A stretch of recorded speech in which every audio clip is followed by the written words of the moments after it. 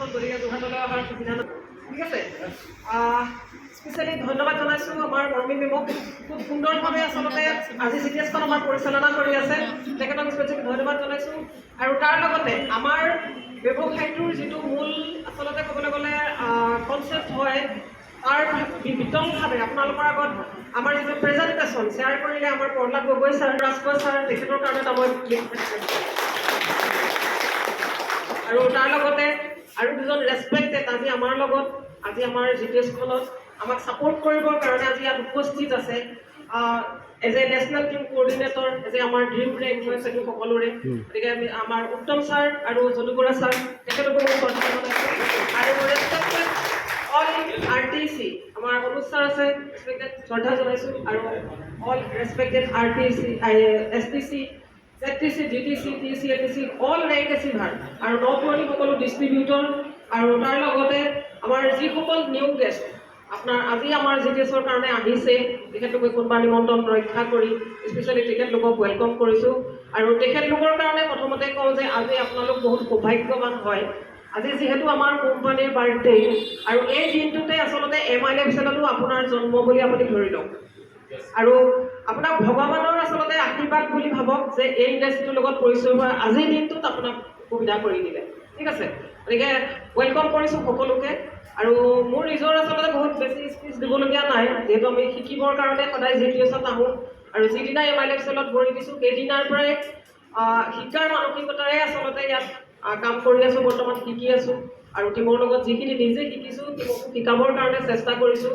আজিৰ পৰা 5টা বছৰ আগতে ইণ্ডাষ্ট্ৰিৰ লগত জড়িত হৈছিলোঁ এজ এ প্ৰডাক্ট ইউজাৰ হিচাপে আৰু সেইটো সময়ৰ কথা যদি মই ক'বলৈ যাওঁ এজ এ 45% ফিজিকেল হেণ্ডিকেপ আজি লাগিছে নি মোক তেনেকুৱা লাগিছেনে বিশ্বাসটো হোৱা নাই চাগে যিসকলে দেখা নাই তো হয় একচুৱেলি এক্সিডেণ্টত এটা ভৰি ফ্ৰেকচাৰ হৈ 3 বছৰ বেডত পৰি থকা এগৰাকী লেডি আছিলোঁ জীৱনটো শেষ হৈ গৈছে বুলি ভাবিছিলোঁ সেইটো সময়ত আচলতে ক'বলৈ গ'লে সেই কিন্তু ভগৱানৰ হয়তো আচলতে এটা ক'ৰবাত চাগে ভাল কৰ্ম কৰিছিলে মা দেউতাই আৰু মা দেউতাকো শ্ৰদ্ধা জনাইছোঁ আজি এই প্লেটফৰ্মৰ পৰাই তেখেতলোকৰ হয়তো ভাল কৰ্মৰ কাৰণে এই 3টা বছৰ বেডত থকাৰ পাছত এই ইণ্ডাষ্ট্ৰিটোৰ লগত পৰিচয় হোৱাৰ সুযোগ পাইছিলোঁ মোৰ সম্বন্ধীয় এগৰাকী বড়োৰ জৰিয়তে বৰ্তমান মোৰ স্পনচৰ হয় কিন্তু বৰ্তমান বিজনেছত তেখেত নাই তেখেতে পৰিচয় কৰাই দিছিলে এজ এ প্ৰডাক্ট ইউজ কৰিবৰ কাৰণে আৰু কেইটামান মাত্ৰ প্ৰডাক্ট ইউজ কৰিছিলোঁ আৰু ইউজ কৰাৰ পাছত যে মই যিজন গুৰুৰ নাম ল'লোঁ তেখেত সদায় কি হয় আমাৰ গোলাঘাট যায় আৰু সদায় ঘৰৰ পৰা মোক লৈ যায়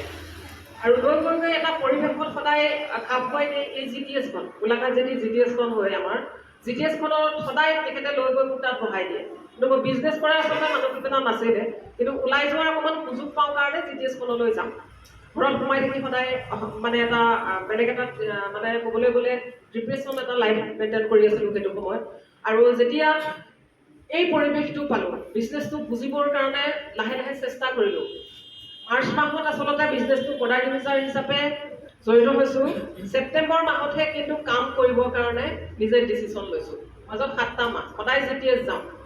আৰু সেই GTS গৈয়ে যেতিয়া বিজনেছটোৰ পৰিসৰটো বুজি পালোঁ কাম কৰিবৰ কাৰণে সিদ্ধান্ত ল'বৰ কাৰণে মোৰ কাৰণে কিন্তু বহুত টাফ আছিলে কাৰণ মই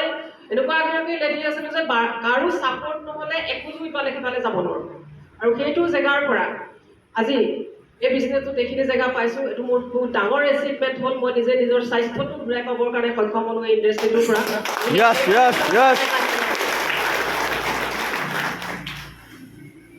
আৰু একচুৱেলি কি হয় আমি যদি কিবা এটা কৰিম বুলি ভাবোঁ তেতিয়াহ'লে কি হয় চাওক আপোনাক কিন্তু কোনো বাধাই আপোনাক তাত কিন্তু ৰাস্তাত কোনো বাধাই আপোনাক ৰাখিব নোৱাৰে প্ৰথম কথা হ'ল আপুনি মানসিকভাৱে নিজক প্ৰস্তুত কৰি ল'ব লাগিব বিশ্বাস কৰেনে আৰু আমি একচুৱেলি চাওক লাইফত ছাকচেছ হোৱা নোহোৱা আমাৰ গোটেই লাইফটোৰ ডিচিশ্যনটো আমাৰ নিজৰ হয় নহয় বাৰু আমি নিজেই নিজক আচলতে নিজৰ জেগাত পৰা নিজেই বিচাৰি ল'ব লাগিব আপুনি কি যিটো ভাবে আপোনাৰ কাৰণে আপুনি লাইফত সেইটোৱে হ'ব পাৰিব আৰু এই মোৰো আচলতে বহুত উচ্চাকাংক্ষী আছিলোঁ দেউতা এজন ONGC এক্সিকিউটিভ ইঞ্জিনিয়াৰ আছিলে চাকৰি কৰি থকা অৱস্থাত খুব এটা বিন্দাছ লাইফ মেইনটেইন কৰি আছিলোঁ কিন্তু চাকৰি যেতিয়া ৰিটায়াৰ হ'ল তাৰ পাছত কি হয় অৱস্থাটো আপোনালোকে হয়তো বহুসকলে বুজি পায় আৰু সেই পৰিস্থিতিটোৰ পৰা যেতিয়া মানে ধৰক এটা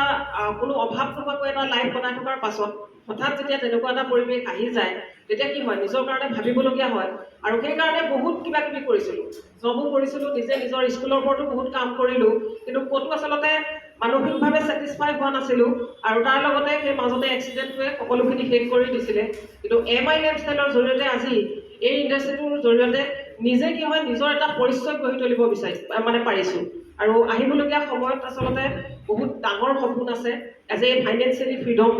লৈ এই ইণ্ডাষ্ট্ৰিটোত ছাকচেছ হোৱা আৰু মোৰ নিজৰ ওপৰত বিশ্বাস আছে তাৰ লগতে এই ইণ্ডাষ্ট্ৰিটোৰ ওপৰত বিশ্বাস আছে এই প্লেটফৰ্মখনৰ ওপৰত বিশ্বাস আছে 100% এই জেগাটোৰ পৰা মই পাবগৈ পাৰিম আৰু তাৰ এক্সাম্পল অলৰেডি আছে চব আজি এই 10 বছৰ জাৰ্ণি আজি MI লাইফষ্টাইলৰ 10 বছৰ জাৰ্ণিত বহুতসকল কৰোড়পতি সৃষ্টি হৈ গ'ল আমি দেখিছোঁ হয়নে গতিকে সেইকাৰণে আমি পাৰিম নাই বাৰু Yes. আৰু স্পেচিয়েলি চাওক আজি আমাৰ লগত বহুতসকল লেডি আছে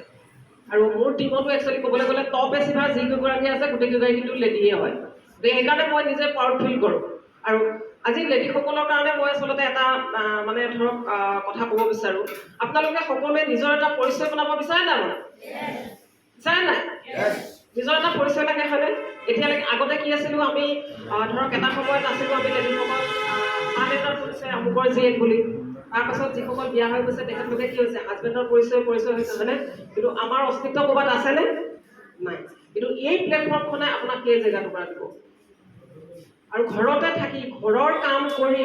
নিজৰ ল'ৰা ছোৱালীৰ লগত সময় দি এই ইণ্ডাষ্ট্ৰিটোৰ জৰিয়তে আপুনি যদি সেই জেগাটোৰ পৰা বনাবগৈ পৰা এটা অপশ্যন পায় তেতিয়াহ'লে কৰাৰ প্ৰয়োজন আছে নাই বাৰু Yes. সদায়